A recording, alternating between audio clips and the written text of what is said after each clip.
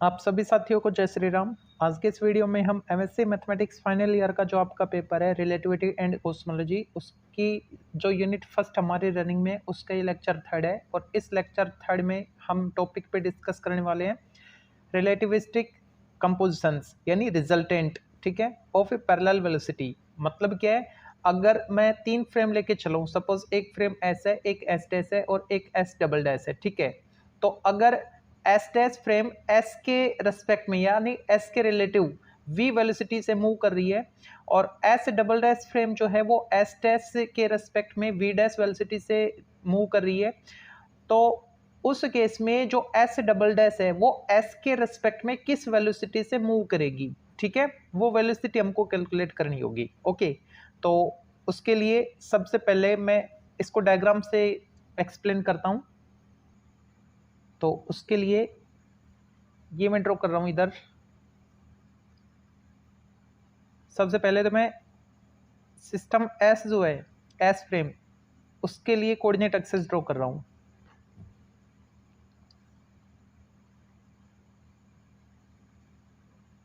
ये एस के लिए, और एस टेस्ट के लिए मैं ब्लू इंक से ड्रॉ कर रहा हूं।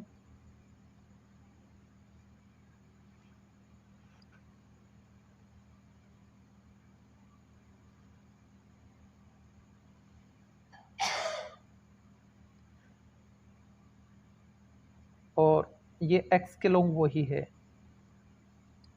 ठीक है। और तीसरा मैं ड्रॉ कर रहा हूं एस डबल डैश फ्रेम के लिए।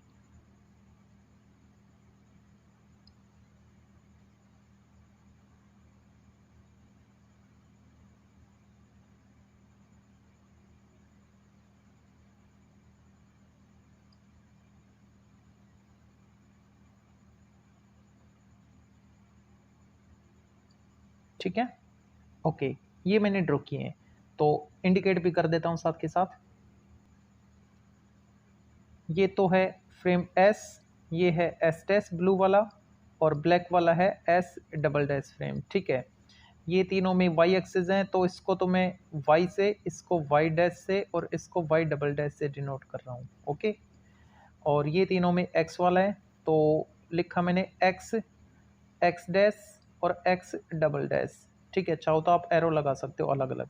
ओके, अच्छा, इधर ये वाला z, ये z डैश और ये z डबल डैश है, ठीक है। तो s के रेस्पेक्ट में ये जो s डैश फ्रेम है ये v वेलोसिटी के साथ मूव कर रही है, ठीक है। और s डैश जो है वो s डबल डैश जो है फ्रेम, वो s डैश के रेस्पेक्ट में v डैश वेलोसिटी के साथ मूव कर रही है, ठीक है। तो फ्रेम में अगर मैं कोई पॉइंट p लूं, सपोज ये पॉइंट p मैंने ले लिया, तो s के रेस्पेक्ट में इसके कोऑर्डिनेट अगर मैं देखूं किसी टाइम t पे, तो x y z t होंगे। अगर मैं इसी पॉइंट के कोऑर्डिनेट s डैश के रेस्पेक्ट में देखूं, तो s डैश के रेस्पेक्ट में देखूंगा तो x dash, y dash, z dash और t डैश ये बनेंगे।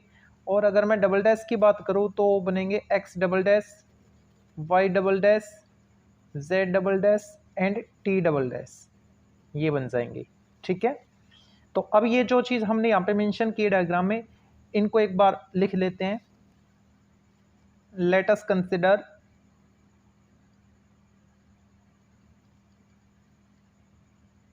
Three system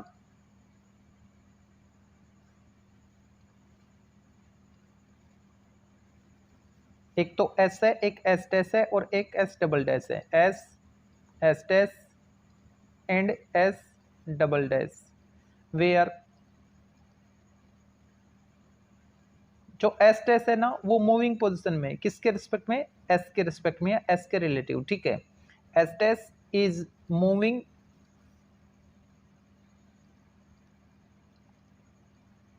relative to S,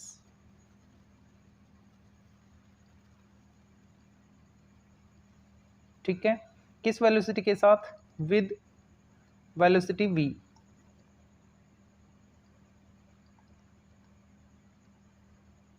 और किस डायरेक्शन में उसको भी मेंशन कर दो, along to positive direction of X axis.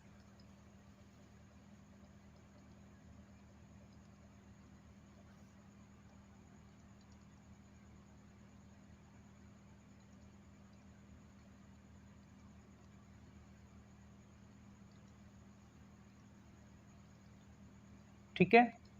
And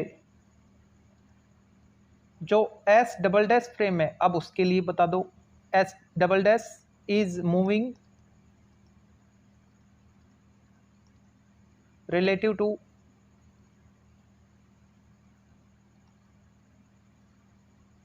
S dash with velocity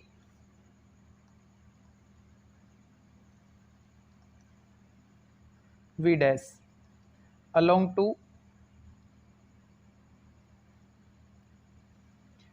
positive direction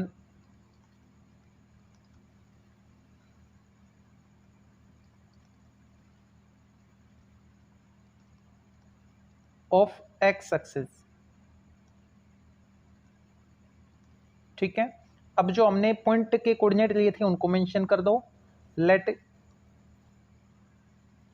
क्या क्या लिए थे, x y z t, ये तो s में थे, s डैश में x dash y dash z dash and t dash, and s double dash में क्या क्या थे उनको लिखो, x double dash y double dash z double dash and t double dash are the coordinates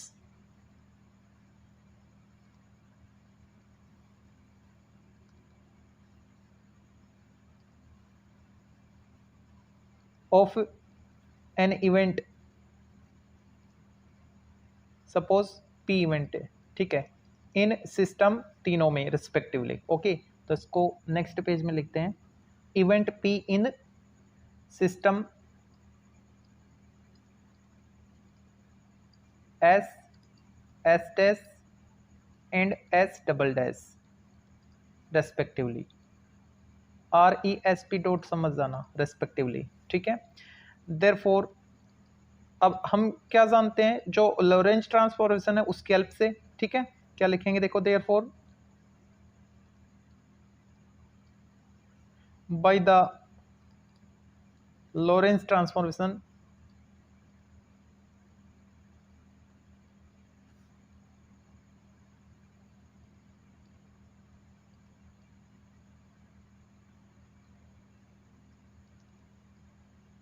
we have, देखो तो अगर मैं एस डैश को मूव करवाऊं एस के रिस्पेक्ट में, तो क्या रिजल्ट आया था हमारे पास फर्स्ट डे, जो फर्स्ट लेक्चर हमने किया था उसी से, X dash C T dash equal था, किसके इक्वल था, कोस, जो मैट्रिक्स फॉर्मेट में हमको रिजल्ट मिला था वो मैं लिख रहा हूँ, कोस हाइपरबोलिक थीटा, यहाँ पे negative hyperbolic of sine theta, यहाँ पे भी यही term negative hyperbolic of sine theta, और यहाँ पे हाइपरबोलिक ऑफ कोस थीटा, और साथ में एक्स सी टी, ठीक है, इसको मैं इक्वेशन फर्स्ट बोल रहा हूँ। ओके, और अगर S double dash S dash के रेस्पेक्ट में मूव कर रहे हैं तो यहाँ पे डबल डैश हो जाएगा और यहाँ पे डैश वाले आ जाएंगे, ठीक है, तो उस चीज को लिखते हैं, एक्स डबल डैश सी टी डबल डैश इक्वल, ये बनेगा कोस हाइपरबोलिक, वहां पे थीटा था, यहाँ पे एंगल फाई ले लो, ठीक है, और नेगेटिव साइन हाइपरबोलिक फाई, ये बोलना उचित नहीं है, अगर सही तरीके से बोला जाए तो इसको बोला जाता है हाइपरबोलिक ऑफ साइन फाई, ठीक है, हाइपरबोलिक ऑफ कोस फाई ऐसे बोला जाता है, तो ये बनेगा हाइपरबोलिक ऑफ साइन फाई, और इसको बोलेंगे हाइपरबोलिक ऑफ कोस फाई, और इधर डैश वाले आ जाएंगे X dash C T dash, इसको मैंने बोल दिया इक्वेशन सेकेंड, ठीक है। अब ये जो इक्वेशन फर्स्ट हमारे पास आया था तो उसमें हमने एक एजम्पशन लेट किया था, और वो क्या लेट किया था, v equal C tan hyperbolic theta, ये लेट किया था, ये सॉरी फर्स्ट नहीं सेकंड लेक्चर में हमने इसको ड्राइव किया था, ठीक है। तो सेकंड लेक्चर में जब हमने इसको ड्राइव किया था तो वहां पे एक एजम्पशन हमने काम में लिया था, velocity v equal C tan hyperbolic theta करके, ठीक है। तो अब थीटा वाले के लिए तो लिखेंगे v equal C tan hyperbolic theta, और यहाँ पे जो फाइव वाला है उसके लिए सी टेन हाइपरबोलिक फाइव हो जाएगा v डैश के लिए। ओके, तो इस चीज को यहाँ पे मेंशन कर रहे हैं, where velocity v equal c into hyperbolic of tan theta and V dash क्या था, V dash C into hyperbolic of tan phi. ठीक है, ये वैल्यू आई थी हमारे पास। ओके, अब ये जो इक्वेशन है फर्स्ट और सेकंड, ठीक है, इन फर्स्ट और सेकंड इक्वेशन से हम क्या लिख सकते हैं, ये जो X double dash sorry X dash C T dash है ना, इसकी वैल्यू यहाँ पे पुट कर दो, ये वैल्यू यहाँ पे पुट कर देंगे। ठीक है, तो अब इस चीज को मैं लिख रहा हूं, from equation first and second we have, from equation first and second we have, value substitute करेंगे अब। ठीक है, तो इसको साइड में देखते हैं। तो लेफ्ट साइड तो डबल डैश वाला एज इट इज बना रहेगा, तो इसको लिखा मैंने एक्स डबल डैश सी टी डबल डैश।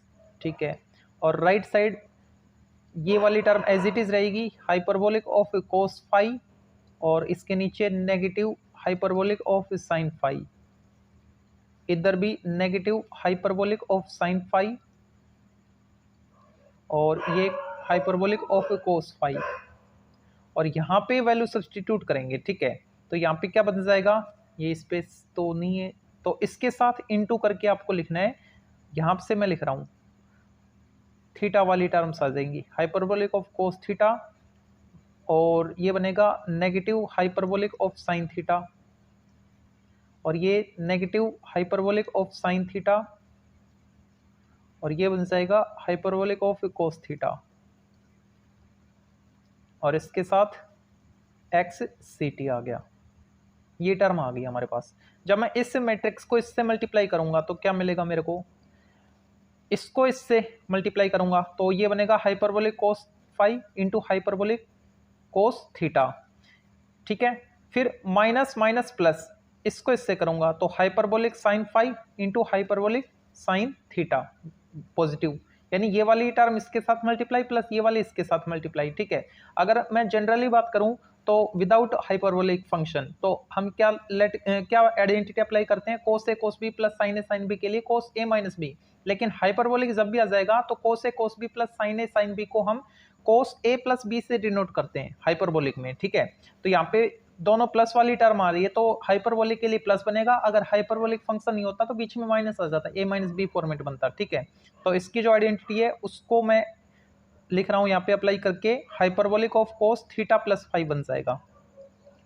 एक बार फिर से देखो, जब मैं इस मैट्रिक्स को इससे मल्टीप्लाई करूंगा तो इसको इससे करेंगे तो cos hyperbolic five into cos hyperbolic theta, फिर इसको इससे करेंगे प्लस करके तो minus minus plus sine hyperbolic five sine hyperbolic theta, यानी cos A cos B plus sine A sine B format आ रहा है। अगर cos A cos B plus sine A sine B format है तो हम सीधा लिखते हैं कोस ए माइनस बी, लेकिन हाइपरबोलिक फॉर्मेट में आ रहा है तो कोस ए प्लस बी बनता है। ठीक है, तो हाइपरबोलिक वाले केस में ए प्लस बी फॉर्मेट बन गया। ओके, ठीक है, अब यहां पे आ जाओ, इसको जब मैं इससे मल्टीप्लाई, इसको तो इससे कर दिया। ठीक है, इसको इससे। ओके, अब अगली यहां पे जो क्वांटिटी आएगी वो क्या बनेगी, कोस ए साइन बी, और ये भी माइनस और ये भी माइनस, साइन ए कोस बी, तो माइनस साइन कॉमन ले लिया मैंने तो ये बन गया साइन ए प्लस बी फॉर्मेट, लेकिन हाइपरबोलिक है ना तो हाइपरबोलिक पहले लिखेंगे, और ये बनेगा थीटा प्लस फाइव। ठीक है, ऐसे ही ये वाली टर्म और ये वाली टर्म सेम आएगी, मल्टीप्लाई करोगे तो यहां पे लिखा hyperbolic of sine theta plus five. Okay, और ये वाला ही बन जाएगा hyperbolic of cos theta plus five, और साथ में क्या इनटू में एक्स सी टी है तो उसको लिखा एक्स सी टी। ठीक है, ये वैल्यू आ गई है। ओके, अब ये देखो थीटा प्लस फाइव एक एंगल ही है ना, तो ये पूरा भी क्या है, ये वाला और लेफ्ट साइड आपके पास ये आ रहा है, तो ये भी एक ट्रांसफॉर्मेशन को डिनोट कर रहे हैं। ठीक है, कौन सा ट्रांसफॉर्मेशन, लॉरेंज ट्रांसफॉर्मेशन, ये लॉरेंज ट्रांसफॉर्मेशन की डेफिनेशन है, मैथमेटिकल इंटरप्रिटेशन आपने किया था। ठीक है, तो अब मैं यहाँ पे लिख रहा हूँ विच इज ट्रांसफॉर्मेशन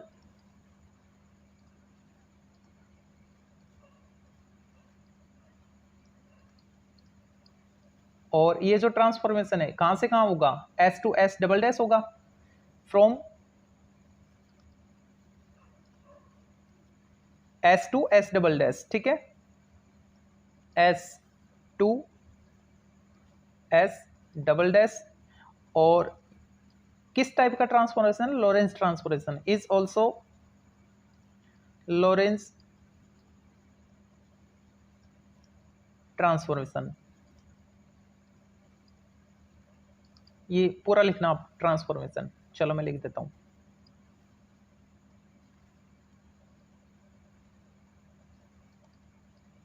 ठीक है, ओके। अब देखो जो एस डबल डैश है ना, यहाँ पे इसका मतलब क्या है? एस डबल डैश मूव कर रहा है, ठीक है, किसके रिलेटिव? एस के रिलेटिव। तो किस वेलोसिटी से कर रहा है? तो वो वेलोसिटी मैं लेट कर लेता हूं कि वो वेलोसिटी डब्ल्यू है। ओके, तो अब देखो यहाँ पे अगर डब्ल्यू वेलोसिटी है तो डब्ल्यू क्या होनी चाहिए? C tan hyperbolic theta plus five, ठीक है, क्योंकि आपने वी को देखा था सी टेन हाइपरबोलिक थीटा थी, वी डैश को देखा था सी टेन हाइपरबोलिक फाइव था। तो इस एंगल को देखते हुए आप क्या बोलोगे कि जो एस डबल डैश से मूव कर रहा है एस के रिलेटिव, उस फ्रेम की वेलोसिटी क्या बनेगी फिर? C tan hyperbolic theta plus five बनेगी, ठीक है। तो ये वेलोसिटी, हम इस वेलोसिटी को डब्ल्यू से डिनोट करेंगे, जैसे कि सी टेन हाइपरबोलिक थीटा को वी से डिनोट किया, ऐसे ही C tan hyperbolic theta plus five को मैं डब्ल्यू से डिनोट करूंगा। वो डब्ल्यू क्या आएगी उसको हमको कैलकुलेट करना पड़ेगा, ठीक है। तो अब इसको नेक्स्ट पेज में देखते हैं। If W is velocity of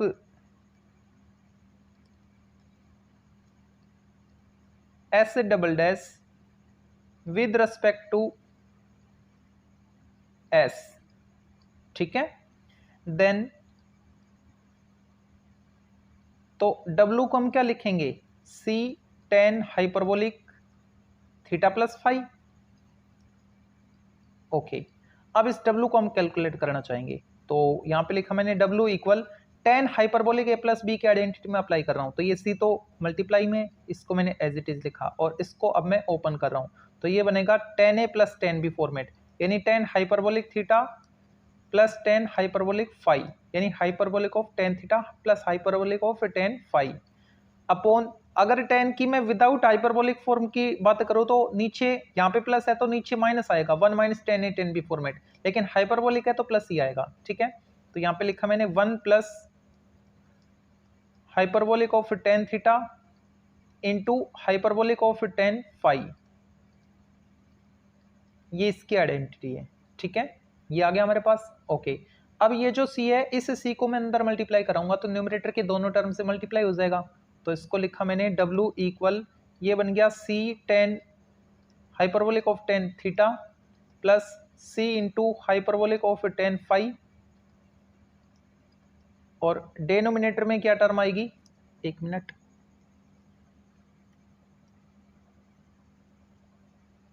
ठीक है, तो ये बनेगा वन प्लस, अब मैं अगर v और v डैश की फॉर्मेट में लिखना चाहूं तो ये तो मेरे को बनता दिख गया कि ये तो v है, ठीक है, और ये इसको हमने v डैश से डिनोट किया था, ठीक है, तो नीचे भी v या v डैश की फॉर्म आनी चाहिए, तो उसके लिए देखो यहाँ पे इन दोनों के साथ c की कमी है, अगर इसके साथ c और इसके साथ c लग जाए तो इसको v और इसको v डैश से हमने डिनोट कर रखा है, वो बन जाएगा, ठीक है। तो क्यों ना मैं इसको c से और इसको c से मल्टीप्लाई करवा दूं, यानी c स्क्वायर से, तो c स्क्वायर को मैं डिवाइड में भेज दूंगा, ठीक है, ताकि बैलेंस बना रहे इसका। तो इसको मैंने क्या किया? सी स्क्वायर से मल्टीप्लाई कर दिया इस वाली टर्म को, और सी स्क्वायर से डिवाइड कर दिया, तो सी स्क्वायर से मल्टीप्लाई करेंगे तो एक सी को तो यहाँ पे रख लूँ और एक सी को यहाँ पे रख लूँ मल्टीप्लाई में, ठीक है। तो ये लिखा जाएगा C into tan hyperbolic theta into C into hyperbolic of tan five, और नीचे सी स्क्वायर, तो अपॉन सी स्क्वायर, ठीक है। अब इसको वी फॉर्मेट में लिख दो, तो ये बनेगा W इक्वल, इसको हमने क्या बोल रखा है? V, इसको क्या बोल रखा है? V डैश, देखो एक बार,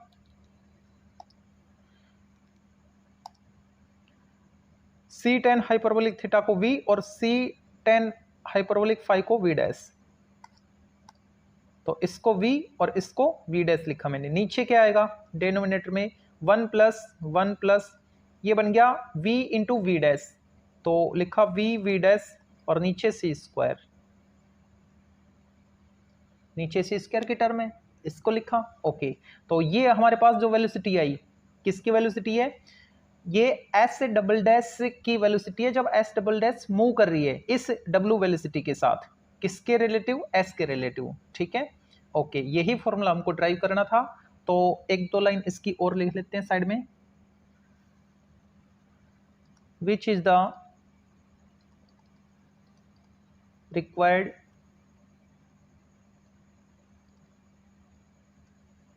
रिलेटिविस्टिक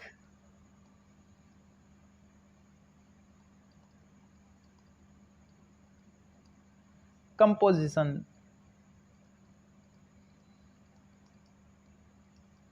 जिसे हम रिजल्टेंट कंपोजिशन भी बोलेंगे, ठीक है, या फिर जो रिजल्टेंट वेलोसिटी है वो भी बोल सकते हैं इसको। ओके, फॉर्मूला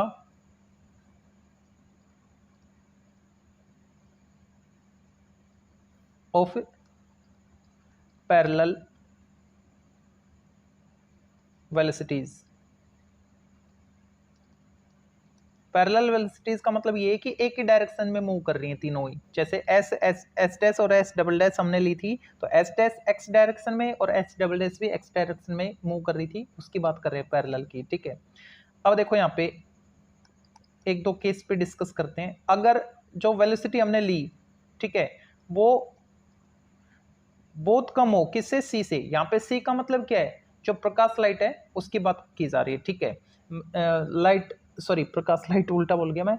जो वेलोसिटी ऑफ लाइट है उसकी बात की जा रही है, 3 × 10⁻⁸ की बात की जा रही है, ठीक है।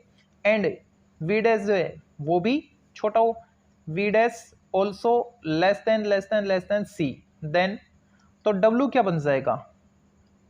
अब साइड में देखो डब्ल्यू इक्वल, तो डब्ल्यू की वैल्यू क्या बनेगी, देखो यहाँ पे जो v इंटू वी डैश है ना, v into V dash upon सी स्क्वायर, तो सी की वैल्यू बड़ी होने की वजह से उसका स्क्वायर करोगे और बड़ी आएगी, और बड़ी वैल्यू से, बड़ी क्वांटिटी से जब भी डिवाइड करोगे तो वो बहुत छोटी वैल्यू होती जाएगी, ठीक है।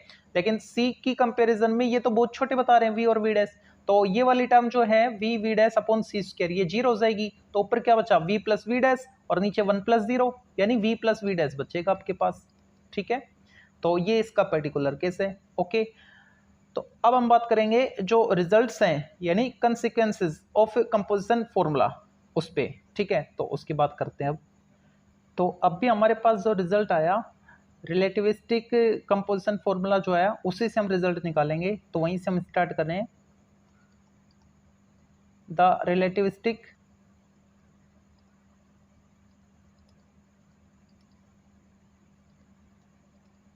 कंपोजिशन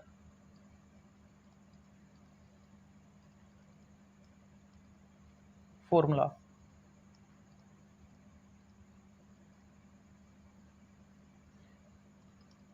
इज गिवन बाई, देखो क्या था अभी हमारे पास, W equal V plus V dash upon 1 plus V into V dash upon सी स्क्वायर, यह आया था, ठीक है। अब देखो यहाँ पे अगर मैं V को MC लेट कर लूँ, इफ V को मैंने बोल दिया C की फॉर्म में, C की टर्म में, ठीक है, MC, एंड V डैश जो है इसको मैं C की फॉर्म में मान लेता हूं NC, ये मैंने मान लिया, ठीक है। देन तो W क्या बनेगा, W equal MC plus NC, तो M plus N C common आ गया, तो M plus N C common आ गया, और डिनोमिनेटर में क्या आएगा, 1 प्लस MN, ये प्लस है, यहाँ पे क्या आएगा, दोनों को मल्टीप्लाई करोगे तो mn सी स्क्वायर, और नीचे का सी स्क्वायर कैंसिल, क्या बचा 1 प्लस mn, ठीक है, ये टर्म आ रही है। ओके, अब ये जो क्वांटिटी है ना m plus N by 1 plus mn, इस पे डिपेंड कर रहे हैं W और C में रिलेशन, ठीक है। तो अब देखो अगर मैं इसको 1 बना दूं तो W C के बराबर हो जाएगा, ठीक है, और अगर ये क्वांटिटी 1 से बड़ी या कम हुई तो ये जो W है वो C से कम या ज़्यादा हो जाएगा, ठीक है। तो अब मैं इसको कैसे लिखूं, तो इसको मैं ऐसे लिख सकता हूं कि जो W है ना वो बड़ा होगा C से या छोटा होगा C से, कब, if and only if M plus N by 1 plus MN, ये जो C का कोफिशिएंट आप देख रहे हो ये वाला लिखा मैंने, ठीक है, ये ग्रेटर देन और लेस देन 1 हो उस केस में। अगर ये क्वांटिटी 1 से बड़ी हुई, ऊपर वाले साइन की बात कर रहा हूं, ठीक है, अगर ये क्वांटिटी एक से बड़ी हुई, जैसे कि मान लो 2 मान लिया, ठीक है, तो अगर ये एक से बड़ी हुई तो सी से जब मैं कंपेयर करूंगा तो W इक्वल टू सी आएगा, यानी सी का डबल करोगे तब W के बराबर आएगा। इसका मतलब सी से W बड़ा हो जाएगा। अगर मैं सी की बात करूं और W की बात करूं तो इसको दुगुना करूंगा ना, सी का दुगुना करूंगा, उस केस में W के बराबर आएगा। इसका मतलब W सी से तो बड़ा हो गया, ठीक है, इसका दुगुना करेंगे, सी का दुगुना करेंगे जब कहीं जाके बराबर आएगा। इसका मतलब W सी से बड़ा होगा कब, जब ये वैल्यू एक से बड़ी हो जाएगी, ठीक है। तो उसी चीज को मैंने यहाँ पे मेंशन किया है। अगर ये क्वांटिटी एक से बड़ी हो गई, चाहे वो 1.001, तो उस केस में भी W सी से बड़ा हो जाएगा, ठीक है। ऊपर वाला जो साइन है उसके कोरस्पॉन्डिंग यहाँ पे ये वाला साइन आपको अप्लाई करना है, ठीक है।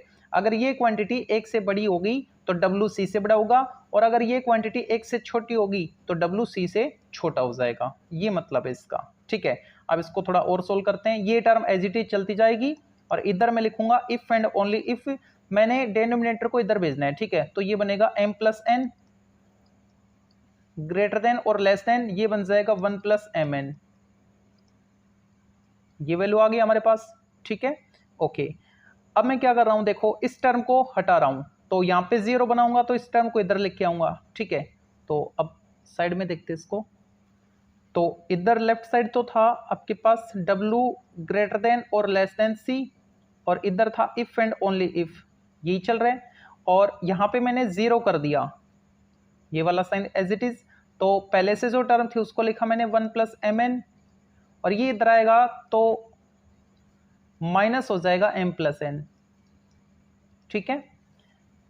ये टर्म एज इट इज, और मैं यहां से स्टार्ट कर रहा हूं इफ एंड ओनली इफ से। If and only if 0 greater than और लेस देन, यहां से मैं क्या कर रहा हूं, देखो 1 माइनस एम, इसको लिखा मैंने 1 माइनस एम, और यहां से अगर मैं इन दोनों से लास्ट की ये जो टर्म है एम एन और ये माइनस एन, तो यहां से अगर मैं एन कॉमन ले लूं माइनस का, तो क्या बचेगा, ये माइनस एन था, कॉमन आ गया तो प्लस 1, और यहां से माइनस एन कॉमन निकालोगे तो माइनस एम बचेगा। अब देखो 1 माइनस एम एक फैक्टर मिल गया आपको। If and only if 0 greater than less than, और ये बन गया 1 माइनस एम 1 माइनस एन, ठीक है। तो फाइनली हमारे पास क्या आ गया, W ग्रेटर देन और less than C if and only if 1 minus m 1 minus n less than greater than 0। इसको मैं ऐसे लिख सकता हूं, ये जो फैक्टर है ये 0 से छोटा है और 0 से बड़ा है, यही बता रहा था ना, ठीक है। तो उसी को लिखा मैंने, इसको इधर कर दिया, ठीक है। तो ऊपर वाले साइन की अगर मैं बात करूं तो ये छोटा बता रहा है 0 से, तो इधर भी 0 से छोटा ही ऊपर वाले साइन को देखते हुए, ओके। अब यहाँ पे डिफरेंट केसेस क्या क्या बनेंगे, तो जो डिफरेंट केस हैं उन पे डिस्कस करते हैं।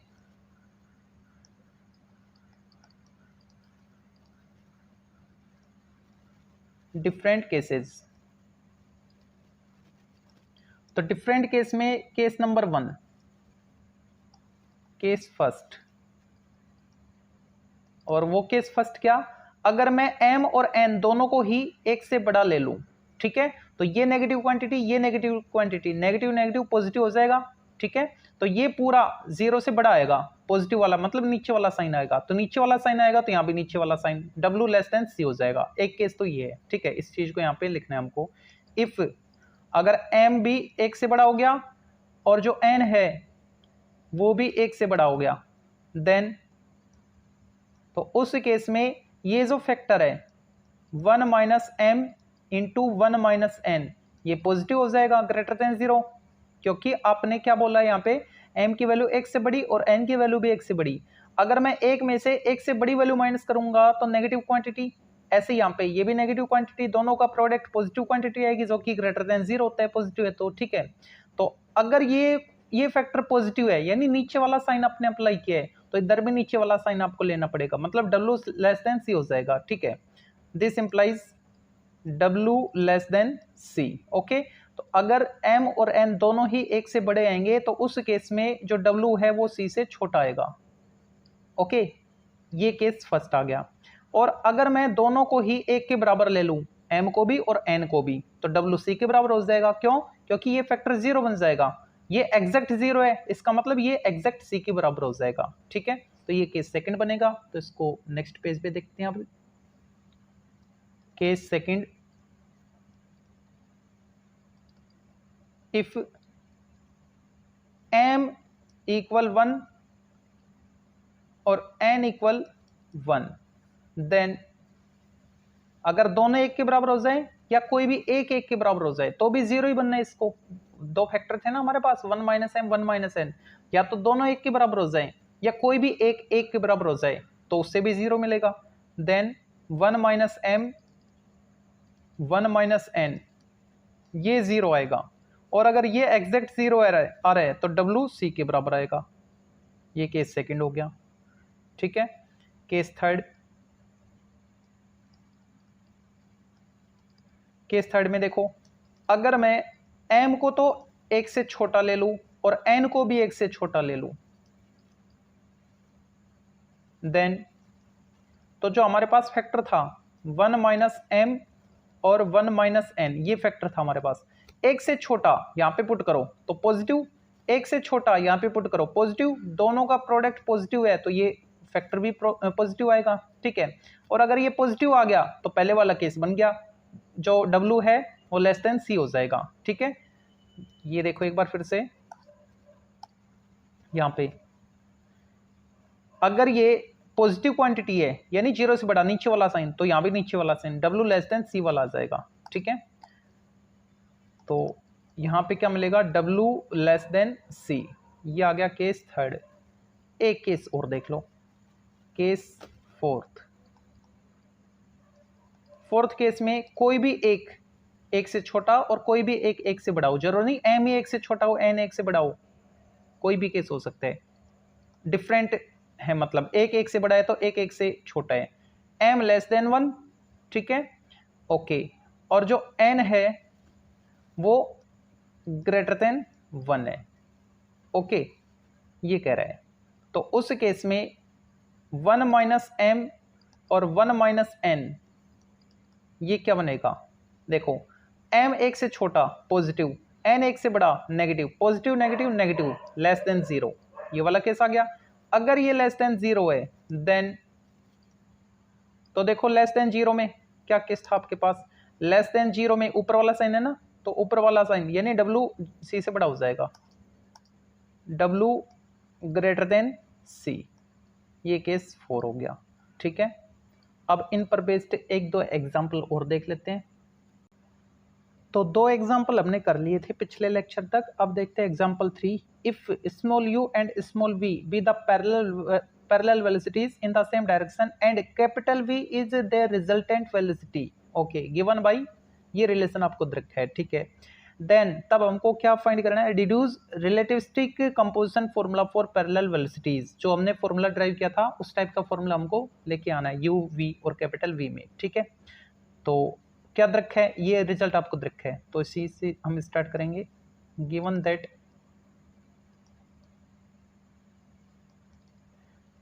tan hyperbolic inverse of tan v capital V by C equal tan hyperbolic inverse u by C plus tan hyperbolic inverse v by C, ये हमको दृक है। तो सबसे पहले तो ये जो tan वाली टर्म है ना, इनको हटाएंगे। तो इनको हटाने के लिए लेफ्ट साइड अगर पहले मैं हटाना चाहूँ तो tan हाइपरबोलिक में ऑपरेट कर दूँ बोथ साइड, ठीक है। तो यहाँ पे जब मैं tan हाइपरबोलिक ऑपरेट करूँगा, चलो कर देता हूँ, हाइपरबोलिक tan और ये term tan hyperbolic inverse v upon capital V upon C, और राइट साइड tan हाइपरबोलिक, और यहाँ पे tan hyperbolic inverse A tan hyperbolic inverse B, ये आइडेंटिटी में अप्लाई कर रहा हूँ। तो क्या बनेगा, tan इनवर्स मतलब tan hyperbolic inverse A plus b upon 1 minus a b होता था, लेकिन हाइपरबोलिक की वजह से 1 प्लस ए बी रहेगा, ठीक है। तो tan हाइपरबोलिक इनवर्स, और इसके अंदर जो लिखा जाएगा उसको मैं यहाँ पे लिख रहा हूँ, तो वो लिखा जाएगा A प्लस बी यानी u by c plus v by c, u by c plus v by c upon one minus होता है लेकिन हाइपरबोलिक की वजह से वन प्लस हो जाएगा, दोनों का product u v c square. ठीक है, ये वैल्यू आ गई है। ओके, अब इनको सोल्व करना है। तो टेन हाइपरबोलिक से टेन हाइपरबोलिक इनवर्स हट गया, ऐसे इधर भी हट गया, v बाई सी बचा और ये बचा। अब इनको सोल्व करना है। ठीक है, तो इसको साइड में देखते हैं अब।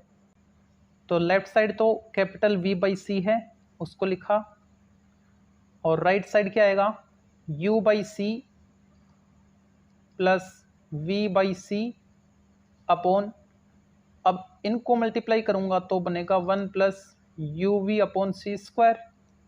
ठीक है, यहां से वन बाई सी कॉमन है, न्यूमरेटर से वन बाई सी को मैंने कॉमन ले लिया, तो क्या बचेगा, u प्लस वी, और नीचे यहां से क्या मिलेगा, चलो इसको एज इट इज लिखो, यू वी अपॉन सी स्क्वायर। यार है, अब ये जो c है ये इस c से कैंसिल हो जाएगा, तो कैपिटल V और इधर u प्लस वी,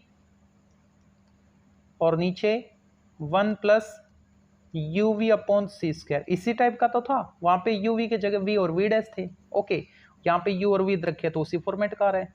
तो अब इसको क्या लिखें, विच इज रिक्वायर्ड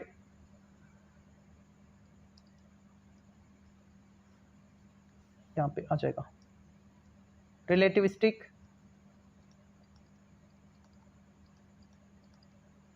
कंपोजिशन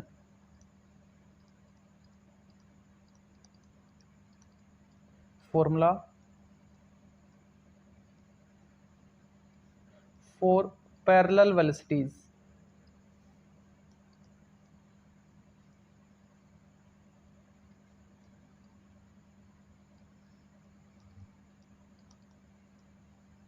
तो ये इसका सॉल्यूशन हो गया।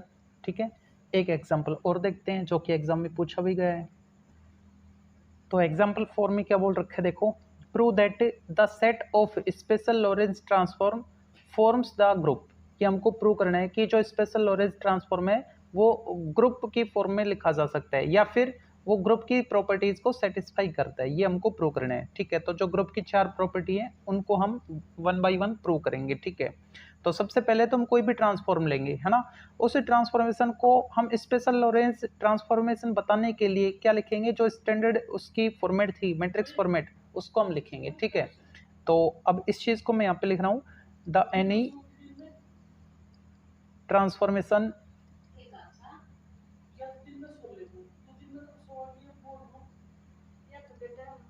is said to be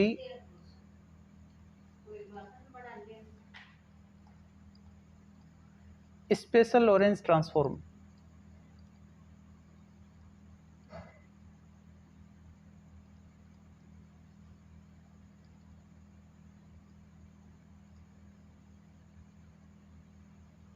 special Lorentz transformation if it can be put in the form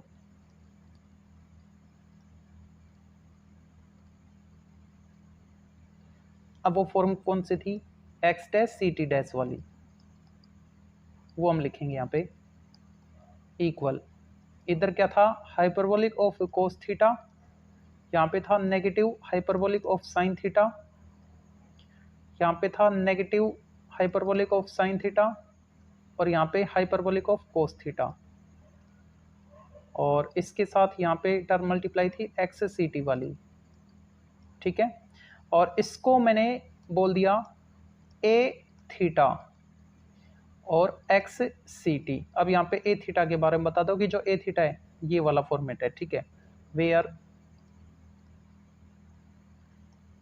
A theta किसके बदले लिखा गया है, इसके बदले, तो ये मैट्रिक्स लिख रहा हूँ मैं, हाइपरबोलिक ऑफ कोस थीटा और negative hyperbolic of sine theta, negative hyperbolic of sine theta और हाइपरबोलिक ऑफ कोस थीटा। ये थीटा है, इसको ठीक से लिखो। ठीक है, ओके, तो ये जो मैट्रिक्स हमने लिखी ना, ये क्या है, ये मैट्रिक्स ऑफ ट्रांसफॉर्मेशन है। ठीक है, और थीटा यहाँ पे क्या है, पैरामीटर है, तो इस चीज को भी लिख देते हैं, where a theta is the matrix transformation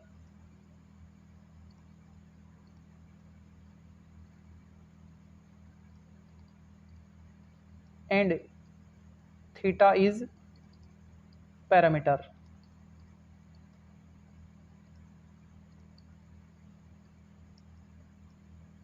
ठीक है, ओके।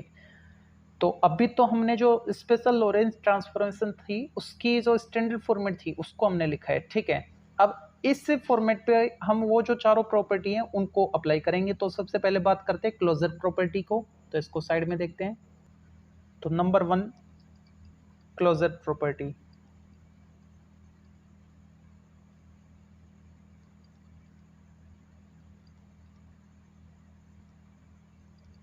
अब जो क्लोजर प्रॉपर्टी है तो उसके लिए आप डायरेक्ट लिख सकते हो ये वाली, द कंपोजिशन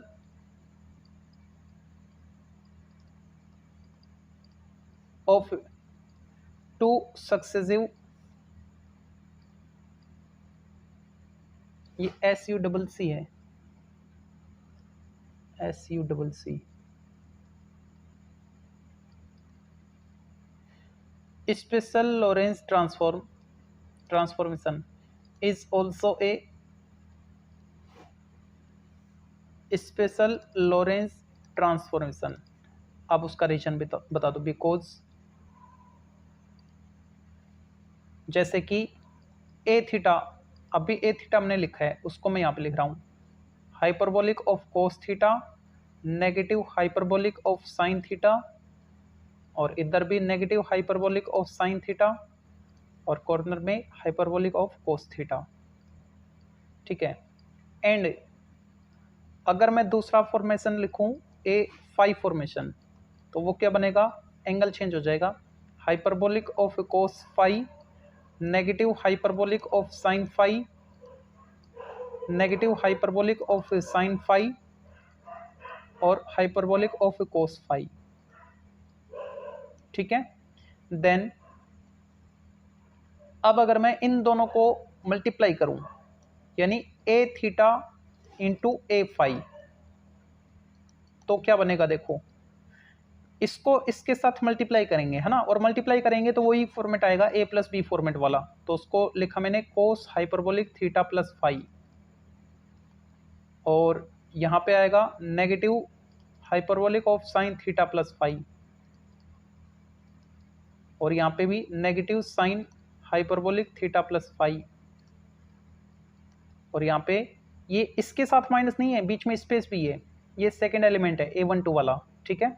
और ये बनेगा hyperbolic of cos theta plus phi, ठीक है। ये मैट्रिक्स आ गई हमारे पास, और इसको हम क्या लिख सकते हैं, इस पूरे को a bracket theta plus phi format है, ठीक है। तो अब देखो ये आपने लिया, ये आपने लिया, ये दो आपने क्या लिए, स्पेशल लोरेंज ट्रांसफॉर्मेशन लिए, ठीक है। तो उनको जब आपने ऑपरेट किया तो एक नया ट्रांसफॉर्मेशन आया, और वो भी क्या है, स्पेशल लोरेंज ट्रांसफॉर्मेशन है। ये क्या है, स्पेशल लोरेंज ट्रांसफॉर्मेशन है, ठीक है। बस अब इस चीज को और लिखना बाकी है, तो इसको नेक्स्ट पेज। तो लेफ्ट साइड तो था हमारे पास ए थीटा ए फाई, ठीक है। और ये जो राइट साइड हमारे पास आ रहा है ये वाला, इसको हम क्या बोलेंगे, ए थीटा प्लस फाई फॉर्मेट है, ए थीटा प्लस फाई, जो कि स्पेशल लोरेंज ट्रांसफॉर्मेशन है, ठीक है, which is also a special Lorentz transformation, ठीक है। तो ये वाला स्पेशल लोरेंज ट्रांसफॉर्मेशन हमने लिया, ये वाला स्पेशल वाला लिया, दोनों को ऑपरेट किया, तो ये जो हमारे पास आ रहा है ये भी क्या है, स्पेशल लोरेंज ट्रांसफॉर्मेशन है। इसका मतलब जो क्लोजर प्रॉपर्टी है वो यहाँ पे सेटिस्फाइड हो रही है, ठीक है, सेटिस्फाई हो रही है। तो अब जो सेकंड पॉइंट है हमारा एसोसिएटिव प्रॉपर्टी, तो उसको देखते हैं। तो हेडिंग डालते हैं नंबर 2 पे associative property.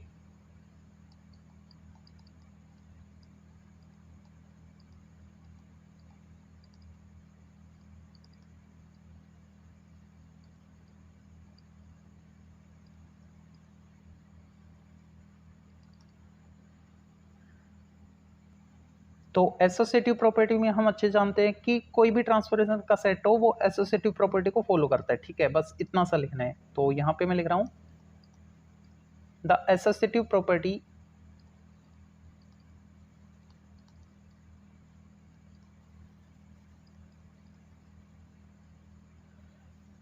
is always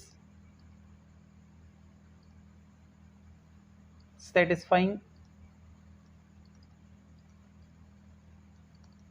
because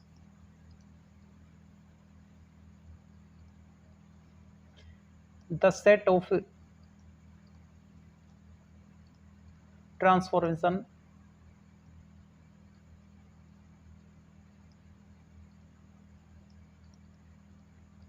is always satisfying।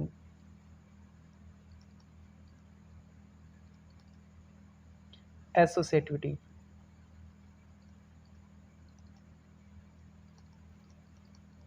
ठीक है, तो ये इसका प्रॉपर रीजन हो गया। अब जो आइडेंटिटी प्रॉपर्टी है उसको देखते हैं। तो नंबर 3 में हमको हेडिंग डालनी है आइडेंटिटी।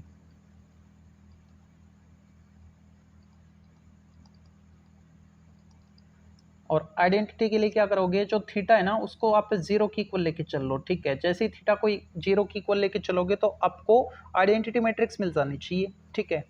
तो यहाँ पे लिखा मैंने if theta equal zero then a theta जो आपको मिला हुआ है, मतलब जो स्पेशल लोरेंज ट्रांसफॉर्मेशन में, तो उसमें ए थीटा में ए थीटा की वैल्यू जीरो पुट कर दो। ये फिर से थीटा बन रहा है, जीरो करो इसको, ए जीरो, तो क्या मिलेगा देखो, ये वाला cos zero one, sine zero, zero negative था, वो जीरो नेगेटिव नहीं होता इसलिए डायरेक्ट जीरो लिखा है, यहाँ भी जीरो और यहाँ पे कोस जीरो वन हो गया।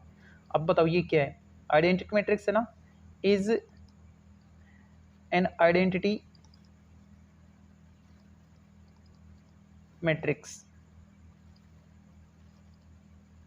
ठीक है। तो थीटा को आपने जीरो लिया तो आपको क्या मिल गया, आइडेंटिटी मैट्रिक्स मिल गई। यहाँ पे जो थीटा ये क्या है, यही आइडेंटिटी एलिमेंट है, ठीक है। तो क्या लिखें, theta equal zero gives identity transformation. यहाँ पे नहीं आ पाएगा, यहाँ पे लिख रहा हूँ,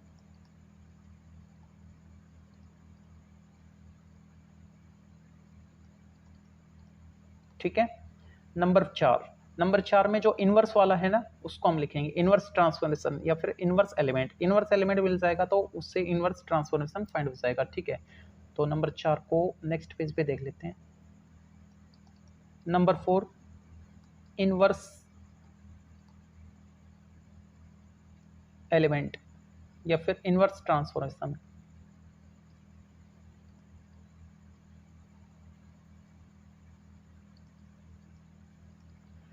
तो ये जो प्रॉपर्टी है तो इसके लिए क्या करना पड़ेगा, देखो यहाँ पे जो सबसे पहले आपको दरक है उसी को मैं लिख रहा हूं x dash C T dash equal. अब देखो इनवर्स के लिए मैं क्या करूंगा, थीटा को अगर मैं माइनस थीटा से रिप्लेस कर दूं, थीटा को माइनस थीटा से रिप्लेस करूं तो देखते क्या मिलेगा। तो ये बन जाएगा hyperbolic of cos negative theta, यहाँ पे negative hyperbolic of sign negative theta, negative theta, यहाँ पे negative of hyperbolic of sign negative theta, और ये वाला यहाँ पे आ जाएगा hyperbolic of cos negative theta.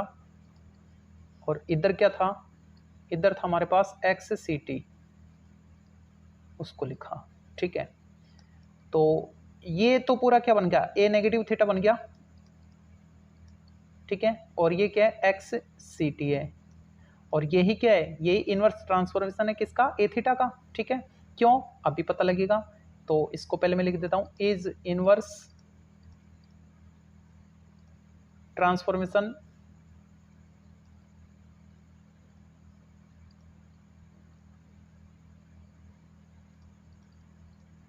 Of A theta, ठीक है, बिकॉज, अब उसका रीजन बता दो, क्योंकि जब हम ए थीटा और ए नेगेटिव थीटा का प्रोडक्ट करवाएंगे तो क्या मिलेगा हमको, मल्टीप्लाई करवा के देखना, ए थीटा माइनस थीटा मिलेगा। ठीक है, जैसे कि ए थीटा और ए फाई का क्या था, ए थीटा प्लस फाई आया था, ऐसे इसका और इसका क्या करोगे तो दोनों का समेशन आएगा और वो क्या बनेगा, ए जीरो बनेगा। और ए जीरो अभी हमने देखा था फर्स्ट वाले प्रॉपर्टी में, वो आइडेंटिटी मैट्रिक्स आ रहा था 1001 आ रहा था। ठीक है, इसका मतलब यहाँ पे जो नेगेटिव थीटा है वो इनवर्स एलिमेंट बन गया इसका। ठीक है, क्यों, उसी की वजह से तो आइडेंटिटी मैट्रिक्स आ रही है आपके पास। तो क्या लिखें, therefore the set of special Lorentz transformation, चारों प्रॉपर्टी सेटिस्फाई हो रही ना, इज फॉर्म द ग्रुप, चारों प्रॉपर्टी सेटिस्फाई होगी तो ये ग्रुप के फॉर्मेट में लिखा जा रहा है। ठीक है, तो आज के लिए इतना सफिशिएंट है। नेक्स्ट लेक्चर में करेंगे लॉरेंज ट्रांसफॉर्मेशन के जो रिजल्ट्स हैं